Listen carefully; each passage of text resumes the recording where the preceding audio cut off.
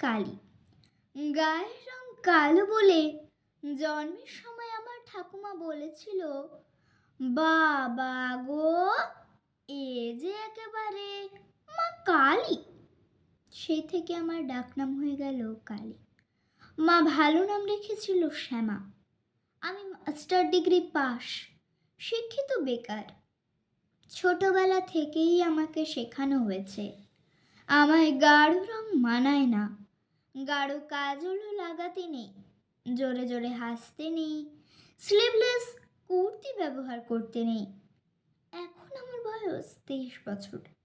ঠাকুমার নিদান, কালো মেয়েকে পার করার জন্য জোর কদমে সম্বন্ধ খোঁজা শুরু করো।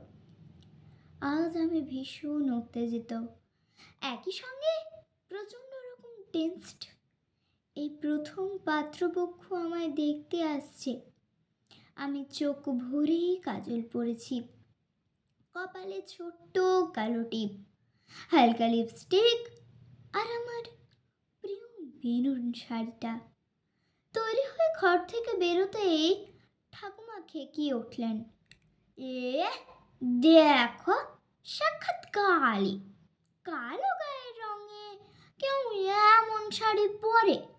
অমন দুধে আলতা রং মায়ের, মেয়ের কি করে এমন ছিঁড়ি হলো ভগবানই জানে।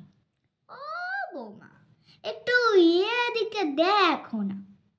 আমি কিছু বলতে যাওয়ার আগেই মা রান্নাঘর থেকে বেরিয়ে এসে শান্ত গলায় বুঝিয়ে বললেন, মা রে, তোর গায়ের রংটা একটু চাপা তো, তাই ঠাকুমা বলেছেন গাঢ় রঙে রংটা আরো চাপা লাগবে। হালকা কিছু রঙের পর না, দেখ রং খুলবে। আমার চোখ ফেটে জল আসতে চাইল। আমি ঘরে চলে গেলাম। এসব কথার মাঝে ওনারা হই হই করে এসে পড়লেন। আমি শাড়ি বদলানোর আর সময় পেলাম না। সত্যি বলতে কি, আমি শাড়ি বদল করতামও না। যথাসময়ে আমার ডাক পড়ল বসার ঘরে। একে একে সকলের সাথে পরিচয় করানো হলো। ছেলে, ছেলের মা, বাবা, ঠাকুমা এবং এক জামাইবাবু এসেছেন। আমি প্রতি নমস্কার জানিয়ে উল্টো দিকে চেয়ারে বসা মাত্রই আমার ঠাকুমা বলে উঠলেন, আমাদের মেয়ে বাপু কালো ধলো, তবে রান্না বান্না কাজকর্মে বেশ এক্সপার্ট। এ গায়ের রংটাই যে কালো, না হলে একটু মানিয়ে গুছিয়ে নিলে আপনার এমন শান্তশিষ্ট মেয়ে আর দুটি পাবেন না। আমার লজ্জায় মাটিতে মিশে যেতে ইচ্ছে করছিল।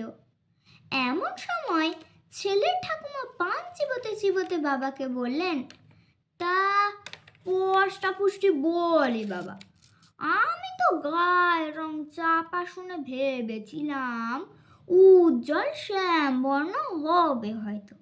এ তো দেখছি গায়ের রং ময়লা, মুখশ্রী একেবারে সাদা মাটা। লেখাপড়া তবু করেছে, যদি একটা চাকরি বাকরি কিছু করতো, তাও না হয় আত্মীয় সম্মুখে একটা মুখ থাকতো। কি বলো বৌমা, দেখে শুনেই ছেলের বিয়ে দেবে যখন। আমার পক্ষে আর বসে থাকা সম্ভব হলো না। শটান দাঁড়িয়ে বললাম, মাফ করবেন, আমাকে আপনাদের অপছন্দ হতেই পারে। সকলকে যে সকলের পছন্দ হবে এমন কোনো কথা নেই, কিন্তু তার মাপকাঠে যদি গায়ের রং আর মুখশ্রী হয়, আমি সরাসরি বলছি, আমাকে বাতিল করার আগেই আমি আপনাদের রিজেক্ট করছি। ঘর তখন পিনড্রপ সাইলেন্স। আমি বেরিয়ে আসতে যাব এমন সময় ছেলের মা ব্যক্তিত্বময়ী কণ্ঠে বললেন, এই মেয়ে দাঁড়াও, আমি হলাম ছেলের মা। ছেলেকে আমি পেটে ধরেছি, মানুষ করেছি, আমার তো মতামতের একটা দাম আছে। মা, বেশ সময় আপনি এবং বাবা আমার কালো গায়ের রং নিয়ে যথেষ্ট হেনস্থা করেছেন। আমার বাবার থেকে প্রচুর টাকা গয়না যৌতুক নিয়েছেন, সারা জীবন আমাকে ছোট করেছেন। লোক সম্মুখে আমি মুখ চোরা ছিলাম, কিছু বলতে পারিনি। কিন্তু আমার ছেলের জন্য এমন প্রতিবাদী মা কালই দরকার। আমি জানি আমার ছেলের অমত হবে না। আর আপনি তো রোজ সন্ধ্যায় ভক্তি ভরে গান গান, শ্যামা আমার কালো। তা এই শ্যামাতে এত আপত্তি কিসের? সবচেয়ে বড় কথা, আপনার নাতিও যথেষ্ট কালো। শুনে আমার ঠাকুমা বললেন, ও তো বেটা ছেলে, সোনার আংটি আবার বাঁকা।